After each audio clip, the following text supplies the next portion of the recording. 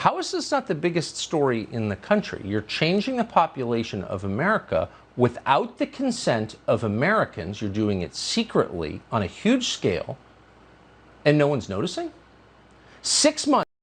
Pretty sure people are noticing. You're showing pretty mainstream news. You're the most popular late night news show on television. Pretty sure people are picking up on the old dog whistle.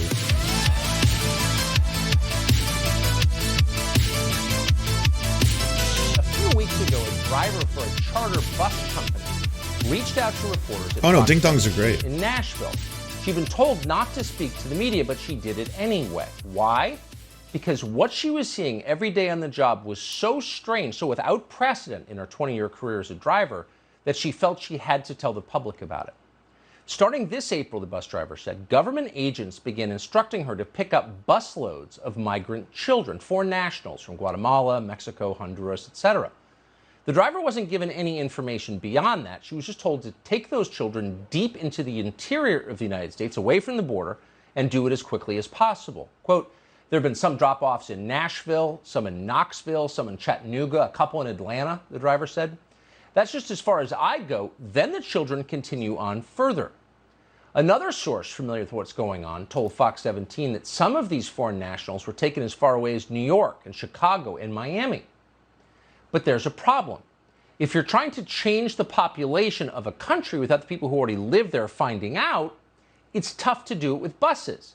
Because when you pull a bus packed with illegal migrants from a foreign country... I think you're all pretty good at picking up on the dog whistles by now, but you probably should have a couple sirens firing at the same time, right? Change the population of the country, replacing us, a great replacement, if you will. Without the proper ID, without the right to be in this country at all, people tend to notice. So the Biden administration came up with a different plan. Quote, now they're flying the kids because the buses were easier to videotape going down the highway. Ask yourself, by the way, since we've been talking a lot about democracy in this country, everything is a threat to democracy. If you change the population of a country without the consent of the people who live there, is that democracy? Doesn't that country belong? Again, you know, I'm hoping your ears are bleeding by this point from the amount of sirens that are going off, because it's being laid on pretty thick. Changing the population of the country. To the people who live there, it's their country. That's what democracy is. But what if a small number of hardened ideologues decided to take it away from those people and give it to foreign nationals? That would not be democracy. By the way, some of the footage of buses hauling illegal migrants was shot by the Center for Immigration Studies back in March, and we have a clip. Here it is.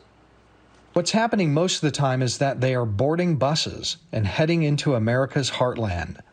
A conveyor belt of commercial and charter buses, just like this one in Del Rio, Texas, are carrying tens of thousands sight unseen from Texas, Arizona, and California borderlands northward. And they are dropping their Haitian, Venezuelan, Cuban, and Central American family units in Florida and New Jersey, Tennessee, Massachusetts, Michigan, North Carolina, Georgia, Kentucky, and to large cities in Texas, such as Dallas and Houston.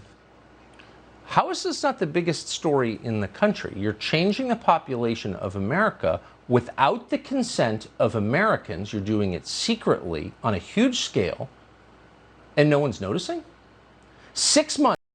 Pretty sure people are noticing. You're showing pretty mainstream news. You're the most popular late night news show on television. Pretty sure people are picking up on the old dog whistles. After Inauguration Day, the borders are more open than ever. It tells you everything you need to know about how the Biden administration approaches immigration. They're not going to stop the flow of illegal migrants across our southern border. No. Instead, they give those migrants free transportation to anywhere in the United States that they choose. And when you notice that they're doing it, they don't stop. So there's a very, very small window of time that Democrats have right now to basically put an end to a Republican tactic of changing districts in order to achieve electoral victories ad infinitum. So while that's going down, they're trying to posture that there's this big, deeply concerning Democratic strategy of importing the non-whites into the country, and by bringing the non-whites into the country, changing the demographic, replacing, if you will, and that great replacement is going to change the paradigm of America forever. That's exactly what it is. Here are the numbers. In May of last year, a total of 24,000 people were encountered by authorities at the southwestern land border. In May of this year, that number had risen to 180,000. 180,000 people. That's the equivalent of the entire city of Chattanooga, Tennessee, showing up at the southern border every single month. And we're not cherry-picking data, by the way. That's true every month. Last April, for example, 17,000 people showed up at the southern border. This April, the number was 178,000. It's that kind of increase, dramatic to the point that your eyes pop open, every month of this year since Joe Biden became president. In all, the number of illegal immigrants crossing the U.S.-Mexico border this fiscal year is already at its highest level since 2006, with 4 months still uncounted. And instantaneously, the second they arrive, they become card-carrying Democrats. That's how the system works. I'm sure you see this meme that popped up all over the internet yesterday, that Tucker Carlson is kind of starting to sound like Alex Jones. Emails. It's not that I think the government spies on me. It's admitted that they do it. It is a lie to say there are no risks. There are risks in everything, including in getting a vaccine. Everybody's got family that got killed or got sick from a vaccine. So FBI operatives were organizing. It's a very different juxtaposition of performances, though, right? You've got Tucker Carlson, who speaks like this and emphasizes every single part of the sentence. And then you've got Alex Jones on the other side, who's just constantly graveling as if he's got concrete in his throat. But then back and forth, it's a bit of a weird sensation. The attack on the Capitol on January 6th, according to government documents. It is overwhelming, the evidence that criminal elements of the federal government provocateured and staged January 6th. All right. Now, I mean, you could have done a lot more than just those couple clips, but yeah, it's pretty phenomenal how Tucker Carlson has become a mainstream mouthpiece for some of the worst right-wing talking points, especially far-right talking points. We're talking stuff that, like, the KKK, the Grand Wizards are like, ooh, he speaks for us. This is good. Someone is saying what we needed to hear. But then up in Canada, everything's fine. We have nothing to worry about. This is not happening. Oh, except major politicians are sharing Great Replacement Theory pictures. So, yeah. This is the real disease behind COVID. Many Canadians in the West have embraced a false belief system that we are evil, undeserving of prosperity and freedoms, that our only path to redemption is to be self-loathing of ourselves and our ancestors' success and our faith. The very concept of a nation founded by European settlers is offensive to me. Old stock white Canadians are an unpleasant relic and quite frankly replaceable, and we will replace them. So says Justin Trudeau.